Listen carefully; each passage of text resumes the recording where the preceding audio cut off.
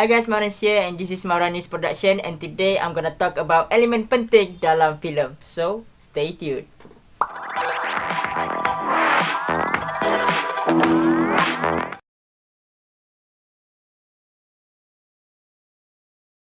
Welcome back to my sharing session. This is Maran Iskandar and today I'm gonna talk about elemen penting dalam filem. Jadi as usual, kepada pendatang baru, kalau korang masih baru dekat channel ni, jangan lupa untuk subscribe and like this video and of course help me out to get my first 1000 subscribers. Okay, so this is important to me untuk improve saya punya karya insyaAllah. Okay, before we go deeper, saya sebenarnya nak terangkan sikit lah kenapa saya buat sharing session ni. Skop saya untuk channel ini sebenarnya adalah untuk short film. So insyaAllah saya akan tolong yang mana YouTuber nak buat short film, insyaAllah saya boleh jadi guideline anda insyaAllah. Saya tahu saya masih baru tapi saya percaya kalau banyak kita share, banyak kita dapat ilmu dan juga mudah untuk kita faham ilmu tu. Well, mungkin benda ni saya boleh buat rujukan untuk masa depan. So at the same time, saya explore bidang ini for my own good. InsyaAllah walaupun sikit saya akan cuba untuk kongsikan apa yang saya tahu dalam filem insyaAllah. So why not saya nak bantu pengarah-pengarah muda, pengarah-pengarah yang baru nak mula seperti saya untuk memajukan filem Malaysia, untuk upgrade knowledge tentang filem. Bagi saya sharing is more better than comparing dan competing. So nak majukan filem Malaysia, saya rasa kita kena kongsikan bersama. Because of what? Sebab bagi saya, kalau kita terlalu comparing ataupun competing, dia akan memusnahkan ataupun collapse kita punya filem industri. Yalah, sebenarnya bagus. Sebenarnya comparing dan competing ni sebenarnya bagus. Tapi kalau terlalu bagus, akan memusnahkan kita punya filem industri. Okay, itu je lah bagi saya. Itu je lah personal. Okay, let's jump to the point. Secara roughly-nya, filem ni adalah satu yang gambar ataupun gambar yang bergerak, yang mempunyai unsur cerita dan juga matlamat yang tersendiri. Itulah filem secara roughly-nya. Elemen penting yang pertama dalam filem mesti kena ada story ataupun screenplay. Screenplay ni sebenarnya adalah skrip. Kalau bahasa industri ataupun bahasa filem dipanggil screenplay. So screenplay ni adalah skrip. So mesti kena ada story. Kalau tak ada story, nak buat cerita apa nak? Okay, skrip ni sangat penting untuk buat filem. Sebab apa? Kalau tak ada skrip, memang susah nak jadi panduan kepada pengarah, pelakon dan juga kru. Kalau tak ada skrip, memang kita akan lari dan juga kita punya pelakon dia tak faham kita punya cerita. So skrip ni sangat-sangat penting. Dan fungsi dia adalah sebagai panduan kepada produksi. Mungkin nanti saya boleh tunjukkan macam mana nak buat skrip. Bagi tahu saya Yang kedua adalah directing ataupun pengarahan. Paling mudah pengarah lah. Director ni adalah dia ketua yang mengawal dan juga mengarah produksi.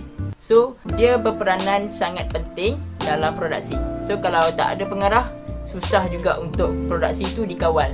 So dia kena ada pengarah dalam produksi. So sebenarnya peranan pengarah ni sebenarnya banyak kepada hari kejadian ataupun hari di dekat set ataupun semasa produksi lah. So dia sebenarnya dia ada 3 fasa: pre-production, production dan juga post-production. So sebenarnya rasanya peranan yang paling banyak dimainkan oleh pengarah adalah pada tahap produksi, iaitu time shooting lah. Time shooting dia sangat-sangat berperanan. Sebenarnya dalam produksi, selain daripada kru, pengarah juga perlu ada sistem pengarahan yang bagus dan juga pemikiran yang kreatif dan juga imaginatif. Kalau dia tak ada benda ni, dia punya filem tu berkemungkinan akan klise lah ataupun benda yang sama je, dia kena keluar daripada kotak. So kalau pengarah tu dia sangat-sangat kreatif, berkemungkinan filem tu akan berjaya. Okey, yang ketiga adalah mise-en-scène atau mise-en-scène. Mise-en-scène sebenarnya adalah bahasa Perancis dan saya rasa mise-en-scène ni adalah bermaksud penyusunan dalam frame. Dia melibatkan tentang kita punya setting, kita punya prop, kita punya pelakon, blocking pelakon dan juga macam mana kita punya lokasi penggambaran kita. So sebenarnya ini adalah mise-en-scène. Yang keempat adalah acting. Kenapa saya letak acting nombor 4? Sebab apa? Mise-en-scène adalah lagi penting daripada acting. Sebab tanpa lokasi, tanpa prop, tanpa penyusunan yang betul, acting akan jadi tak betul. Secara mudahnya macam tu lah. Okay, sebenarnya yang keempat adalah acting. Acting ni adalah lakonan lah. Bagi saya lakonan ni adalah medium untuk menjelaskan maklumat. Apa yang dilakonkan itu adalah untuk menjelaskan maklumat yang disampaikan. Kalau pelakon, dia adalah medium untuk menyampaikan maklumat. So bagi saya ada 2 perbezaan dekat situ. Lakonan adalah menjelaskan maklumat dan juga pelakon adalah untuk menyampaikan maklumat. So basically mesej dan maklumat dalam skrip ataupun karya tu disampaikan melalui pelakon. Okay, yang kelima adalah sinematografi. Secara roughly, sinematografi ni adalah art. Dia lebih kurang macam mise-en-scène yang melibatkan artistik, yang melibatkan prop set dan lighting. Tapi sebenarnya yang membezakannya adalah mise-en-scène dia melibatkan penyusunan dalam frame. Tetapi kalau sinematografi, dia melibatkan macam mana kita menggunakan penyusunan tu. Sinematografi ni dia melibatkan komposisi kamera, kita punya distance kamera, kita punya movement kamera, peletakan kamera dekat mana, macam mana lagi kalau pelakon duduk kat sini, movement kamera tu nak pusing macam mana. Kat sini bermaksud macam mana kita menggunakan kamera. Okay, mengikut dalam mise-en-scène mungkin dalam scene tu betul, tapi kita kena tengok pula dalam kamera. Kalau dalam kamera lagi cun, bermakna cun lah scene tu. So ini adalah sinematografi. Bagaimana kita menggunakan kamera, how the distance, how the high, how the low. So the movement of the camera itu adalah sinematografi. Okay, yang keenam adalah sound ataupun music. Sound atau music ni pun berperanan penting juga dalam filem sebenarnya. Kalau tak ada sound dengan music ni, kita punya cerita pun akan jadi lagi bosan dan semestinya kita punya mood cerita tu akan lari dan juga tak sampai. So sound dengan music ni sangat membantu untuk penghayatan dalam filem. So sangat-sangat penting. So ini adalah elemen yang keenam. Dan yang terakhir adalah editing, penyuntingan.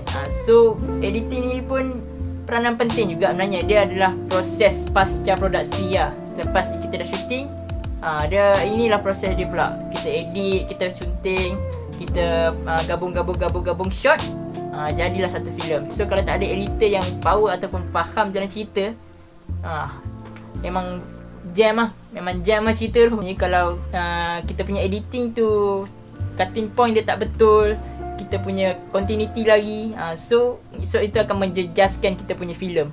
So kat sini kalau editor tu diorang mesti kena faham cerita tu. Kalau tak faham cerita, memang continuity akan lari.